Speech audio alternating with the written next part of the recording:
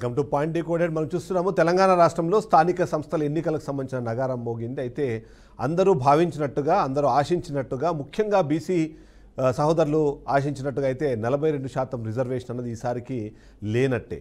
కానీ దీనిపైన విభిన్న వాదనలు అయితే వినిపిస్తున్నాయి. ఆ నేపథ్యంలోనే ఈ రిజర్వేషన్లు కల్పించాలని ఒకరు, కల్పిస్తామని ఒకరు, కల్పించకూడదని ఒకరు, కల్పించరాదంటూ మరొకరు, ఇలా ఎవరి వేషాలు వాళ్ళు వేస్తూ వచ్చినారు. అందుకనే 42% రిజర్వేషాలు వేశారన్నది ఇవాళ మేము చెప్పాల్సిన అవసరం కనిపిస్తుంది.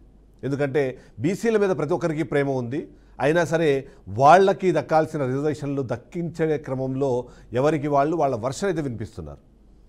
అందరి ఆలోచన, అందరి ఆశయం కూడా బీసీలకు రాజ్యాధికారంలో 42% రిజర్వేషన్లు కల్పించాల్సిన అవసరం ఉన్నంత స్థాయిలో మాట్లాడుతున్నారు. కానీ ఎవరికి వాళ్ళు వాళ్ళ కొర్రీలు పెడుతూనే ఉన్నారు.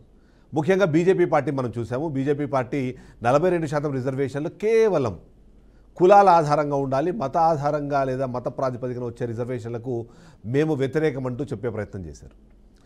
బీఆర్ఎస్ పార్టీ కూడా రిజర్వేషన్లు కల్పించడానికి అవసరమైన కసరత్తు మేము ఎప్పుడో చేశామంటున్నారు. కానీ దాన్ని సాధించుకునే క్రమంలో ప్రభుత్వంతో కలిసి నడవాల్సిన ప్రతిపక్షము ఆ వైపుగా నడవలేదు అన్న ఆరోపణలే మనకు వినిపిస్తున్నాయి.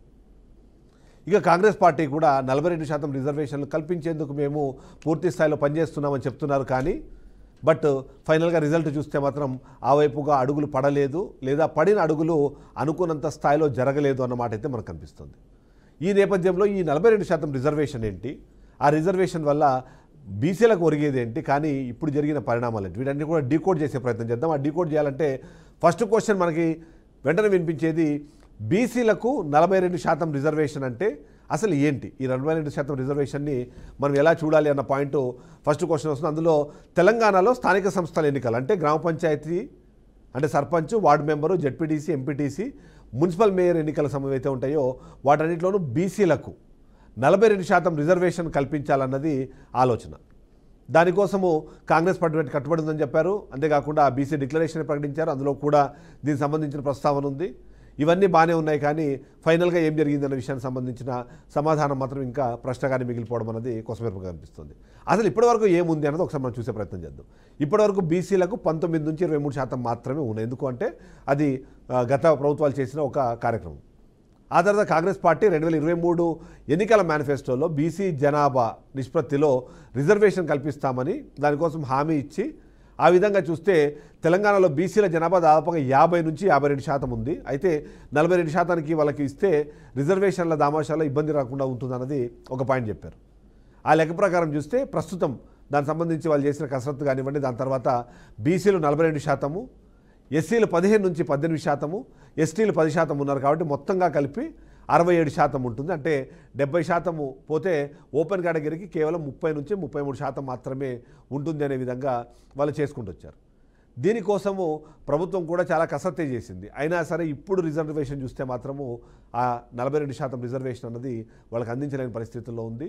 గత జీవో ప్రకారము పాత రిజర్వేషన్లు ఏవైతే వాటి ప్రకారమే ముందుకెళ్లే పరిస్థితి అనిపిస్తుంది. సో కాంగ్రెస్ పార్టీ అంతా సీరియస్గా చెప్పింది 42% రిజర్వేషన్ కల్పిస్తామని చెప్పి. సో ఏంటి అనేది నెక్స్ట్ క్వశ్చన్లో మనం చెక్ చేసే ప్రయత్నం చేద్దాం. దాని ప్రకారము బీసీలకు 42% రిజర్వేషన్ కోసం తెలంగాణ రాష్ట్ర ప్రభుత్వం అంటే కాంగ్రెస్ రాష్ట్ర ప్రభుత్వం చేసిన కసరత్తు ఏంటి, ఆ కసరత్తు కోసం కూడా మనం డిస్కస్ చేసుకోవాల్సి ఉంది. ఎందుకంటే కాంగ్రెస్ పార్టీ కేవలం ఆరోపణలు, దానికి సంబంధించిన ప్రచారం చేయడమే కాదు, ప్రకటన చేయడమే కాకుండా దాని వైపుగా అడుగులు కూడా వేసింది. ఎందుకంటే ఓవైపు కాంగ్రెస్ పార్టీ దేశవ్యాప్తంగా బీసీతో పాటు కులగణన జరగాలి అన్న ఒక ఆలోచనలోకి వచ్చింది, దాని గురించి మాట్లాడుతూ వచ్చింది. కాబట్టి ఆ కసరత్తు తెలంగాణ రాష్ట్రంలో మొదటి అడుగులాగా కనిపించాలనే ఉద్దేశంతో 2024 జూన్ నుంచి ఇప్పటి వరకు ఏమేమి చర్యలు తీసుకుంది అనేది ఒకసారి మనము మంత్ వైజ్ చెక్ చేసే ప్రయత్నం చేద్దాం. అందులో జూన్ జూలై 2024లో బీసీ కులగణాల సర్వే, అంటే అది కూడా దాన్ని సుడిగా సర్వే అంటారు, చాలా ఫాస్ట్గా పూర్తి చేశారని మాట్లాడుతూ ఉంటారు. ఇంటింటికి వెళ్ళారు, వాళ్ళ కులానికి సంబంధించిన వివరాలు, దానికి సంబంధించిన ఆధారాలు, దానికి సంబంధించిన డీటెయిల్స్ అన్ని తీసుకొని ఒక రిపోర్ట్ అయితే తయారు చేశారు. ఇక జూలై 2025లో 42%కి బీసీలకు సంబంధించిన రిజర్వేషన్ పెంచుతూ క్యాబినెట్లో ఒక నిర్ణయం తీసుకొని దాన్ని ఆమోదించారు. అంతేకాకుండా ఆర్డినెన్స్ ద్వారా దాని అమలుకు నిర్ణయం కూడా తీసుకున్నారు. అంతేకాకుండా ఆగస్టు 31, 2025లో అసెంబ్లీలో తెలంగాణ పంచాయతీరాజ్ సవరణ బిల్లు 2025 పేరుతో ఒక బిల్లుని ప్రవేశపెట్టారు. దాని ప్రకారము 50% వరకు ఇప్పుడున్న పరిమితిని తొలగిస్తూ దాన్ని పెంచుతూ నిర్ణయం తీసుకొని ఆ బిల్ని పాస్ కూడా చేశారు. దాని ప్రకారము 50% రిజర్వేషన్ ఉండాలి, అంతకుమించి అంతకుమించి పెరిగి ఉండకూడదు అని అంతకుముందు చేసిన దానికి సంబంధించిన ఆ తొలగింపుని చేసేలాగా ఒక బిల్ కూడా పాస్ చేసుకున్నారు. ఇక సెప్టెంబర్ 26, 2025లో జీఓఎంఎస్ నెంబర్ 42 జారీ చేశారు. దాని ప్రకారం 42% బీసీ రిజర్వేషన్లు ఇక అధికార ప్రకటన కూడా విడుదలైంది. కానీ దాని తర్వాతనే సమస్యలు మొదలయ్యాయి. ఎందుకంటే 42% రిజర్వేషన్ బిల్లుకు సంబంధించి గవర్నర్ ఆమోదం రాకపోవడము, గవర్నరు రాష్ట్రపతికి దాన్ని పంపించడము, అక్కడ డిస్కషన్ స్థాయిలో అనేది ఆగిపోవడం, ఇలాంటివన్నీ కారణాలతో ఇదంతా ఆగిపోదు వచ్చింది. ఇక 2025 అక్టోబర్ మంత్లో గ్రామ పంచాయతీల రోస్టర్ తయారీ అనేది కూడా ప్రారంభిస్తూ వచ్చారు. నవంబర్ 22వ తారీఖు జీఓఎంఎస్ 46 జారీ చేసి హైకోర్టు స్టేలు ఉన్నాయి కాబట్టి పాత విధానానికి తిరిగి వచ్చిన పరిస్థితి మనకు కనిపిస్తుంది. ఎందుకు ఈ పరిస్థితి? చాలా కారణాలు ఉన్నాయి. ఆ కారణాలను కూడా మనం ఒకసారి విశ్లేషించే ప్రయత్నం చేద్దాం. ఆ విశ్లేషించే క్రమంలో మన ముందుకు వచ్చే ప్రశ్న, మూడో ప్రశ్న, రిజర్వేషన్లు అమలు కావడానికి ఎదురవుతున్న అడ్డంకులేంటి, ఇప్పటికే ఎదురైన అడ్డంకులేంటి, వీటి గురించి మనం డిస్కస్ చేసుకోవాల్సిన అవసరం ఉంది. ఎందుకంటే సుప్రీంకోర్టు చాలా క్లియర్గా 50% మించి రిజర్వేషన్లు కల్పించకూడదని చెప్పి ఒక పరిమితి ఇచ్చారు. అంతేకాకుండా తెలంగాణ హైకోర్టు కూడా స్టే ఇవ్వడము, ఏదైతే వీళ్ళు కొత్తగా తీసుకున్న జీవో కానివ్వండి, లేకపోతే తీసుకున్న ఒక బిల్లు ఏదైతే ఉందో దాని పాస్ సంబంధించి రాష్ట్రపతి ఆమోదం లేకపోవడంతో క్వాంటిఫైబుల్ డేటా లోపము కనిపిస్తుంది అన్నది ఒకటి.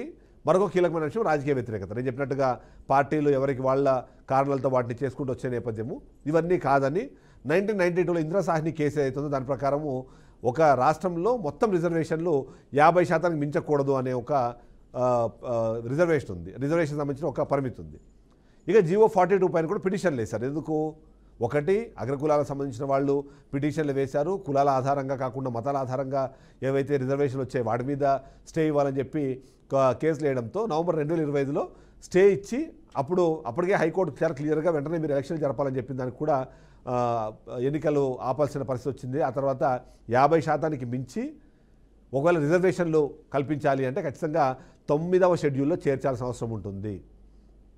దానికి అనుకూలమైన, దానికి అవసరమైన బిల్ అయితే ఇప్పటి వరకు కేంద్ర ప్రభుత్వం పంపలేదు అన్న ఆరోపణ కూడా వినిపిస్తుంది. బీసీల జనాభా 50% ఉందని చెప్తారు కానీ సుప్రీంకోర్టు దాన్ని అంగీకరించిన పరిస్థితి ఉంది. ఇక తమిళనాడు తరహాలో 69% రిజర్వేషన్లను పెంచేందుకు అవసరమైన చర్యలు చేపట్టారా అంటే ఆ వైపుగా కూడా ఆ చర్యలు చేపట్టలేదు అన్న ఒక ఆరోపణ కూడా వినిపిస్తుంది. ఇక ముఖ్యంగా ఇక్కడ మాట్లాడుకోవాల్సింది ఓపెన్ కేటగిరీ నేతలు ఎవరైతే ఉన్నారో, అంటే అగ్రకులాలకు సంబంధించిన నేతలు, కొంతమంది బీఆర్ఎస్, బీజేపీ నేతలు ఈ దానికి సంబంధించి వ్యతిరేకిస్తున్న పరిస్థితి మనకు కనిపిస్తుంది. సో ఈ నేపథ్యంలో చూస్తే నిజంగానే రిజర్వేషన్ల అమలు సాధ్యమవుతుందా అన్న ప్రశ్న మనకి ఖచ్చితంగా వస్తున్న నేపథ్యంలో, ఆ నేపథ్యంలో మన ఫోర్త్ క్వశ్చన్ మనం ఒకసారి చూద్దాం. అసలు 42% రిజర్వేషన్ అనేది సాధ్యమయ్యే పనేనా, లేకపోతే కేవలం ప్రకటనలతోనే ఆగిపోతుందా అంటే లేదు, ఇది ఖచ్చితంగా సాధ్యమయ్యే పనే. కానీ అది ఇప్పుడు కాదు. ఎందుకంటే దానికి ఒక పెద్ద ప్రొసీజర్ ఉంది. ఆ ప్రక్రియ అంతా కూడా పూర్తి స్థాయిలో టెక్నికల్గా జరగాలి. అదేంటి అంటే ఫస్ట్ తెలంగాణ బిల్లుని మళ్ళీ పాస్ చేయాలి. అంటే 50% కన్నా ఎక్కువ చేస్తూ అనుమతి కోసము ఒక బిల్లుని పాస్ చేసి దానికి రాష్ట్రపతి ఆమోదం తీసుకోవాలి. అలా తీసుకున్న ఆమోదం జరిపిన తర్వాత ఆ బిల్లుని రాజ్యాంగంలో 9వ షెడ్యూల్లో చేర్చాలి. అంటే అప్పుడు సుప్రీంకోర్టు కూడా జోక్యం చేసుకునే అవకాశం ఉండదు, బికాజ్ అది రాజ్యాంగంలో చేరింది కాబట్టి. ఇక ఏదైతే తమిళనాడు 69% రిజర్వేషన్ బిల్లు ఉందో అది కానివ్వండి, 30 సంవత్సరాలుగా ఇక్కడే పెండింగ్ ఉన్న నేపథ్యంలో తెలంగాణ కూడా అక్కడ వెళ్తే 10 నుంచి 30 నుంచి అంటే 3 నుంచి 10 సంవత్సరాలు పడుతుంది. కానీ బట్ ఏదైతే 42% రిజర్వేషన్లు చేయాలని ఏదైతే ఉందో అది రియాలిటీలోకి వచ్చే అవకాశం ఉంటుంది. అలా రియాలిటీలోకి వస్తే మాత్రమే గ్రామ పంచాయతీల్లో దీనికి సంబంధించిన వీటిని పెంచే అవకాశం ఉంటుంది. లేకపోతే మాత్రం బీసీలకి ఇప్పుడు ఉన్నట్టుగానే 23% మించి వాళ్ళకి రిజర్వేషన్ కల్పించే అవకాశం అనేది ఖచ్చితంగా కుదరదు. 42% అనేది కాంగ్రెస్ గొప్ప హామీ, కానీ దాన్ని చట్టపరంగా రాజ్యాంగపరంగా చేయించడం మాత్రం ఇప్పటికిప్పుడు అది అసాధ్యం. కానీ బట్ ప్రభుత్వం చేసిన కసరత్తు గురించి మనం ఖచ్చితంగా చెప్పాలి. ఎందుకంటే సుడిగాలిగా దాన్ని మొత్తం చేయడం కానివ్వండి, దానికి సంబంధించిన డేటాని ఇవ్వడము, దానికి సంబంధించి స్పెషల్ డెడికేషన్ కమిషన్ దానికి వేయడము, ఆ కమిషన్ ద్వారా తీసుకొచ్చిన వాటిని ఒక రిపోర్ట్ తయారు చేయడం, ఇవన్నీ కూడా జరుగుతూ వచ్చినాయి. కానీ ఇప్పుడు సుప్రీంకోర్టు కానివ్వండి, హైకోర్టు ఆంక్షల వల్ల వెనక్కి తగ్గాల్సిన అవసరం ఉంది. కాబట్టి ఫ్యూచర్లో ఇది ఖచ్చితంగా సక్సెస్ అవ్వాలి అంటే ఒకటి ప్రెసిడెంట్ 9th షెడ్యూల్లో పెట్టి దాన్ని చేస్తే తప్ప ఇది అవకాశం అయితే లేదు అన్న విషయం అయితే అర్థమవుతుంది. సో ఆ విధంగా చూస్తే మాత్రం డెఫినెట్లీ ఇక్కడ కాంగ్రెస్ పార్టీని మనము అభినందించాల్సిందే. కానీ ఆ అడ్డంకులను తొలగించి వాటిని ముందుకు వెళ్లే క్రమంలో తీసుకోవాల్సిన చర్యల గురించి మాట్లాడాలి. అదే నేపథ్యంలో మరొక కీలకమైన అంశం ఏంటి అంటే ఇప్పుడు రిజర్వేషన్లు అఫీషియల్గా లేవు కానీ బట్ అన్అఫీషియల్గా రిజర్వేషన్లు 42% మంది బీసీలకు ఒకవేళ వీళ్ళు సీట్లు కేటాయిస్తే ఆటోమేటిక్గా జరిగినట్టుగానే అర్థమవుతుంది. కాబట్టి ఆ వైపుగా కాంగ్రెస్ పార్టీ ఆలోచించి ఆ విధంగా రిజర్వేషన్లకు అనుగుణంగా ఒకవేళ వీళ్ళు కానీ ఇవ్వగలిగితే మాత్రం డెఫినెట్లీ కాంగ్రెస్ పార్టీ అనుకున్న పద్ధతిలో ముందుకు వెళ్తుందన్నదైతే బీసీలు నమ్ముతారు, రాష్ట్ర ప్రజలు కూడా నమ్మే అవకాశం.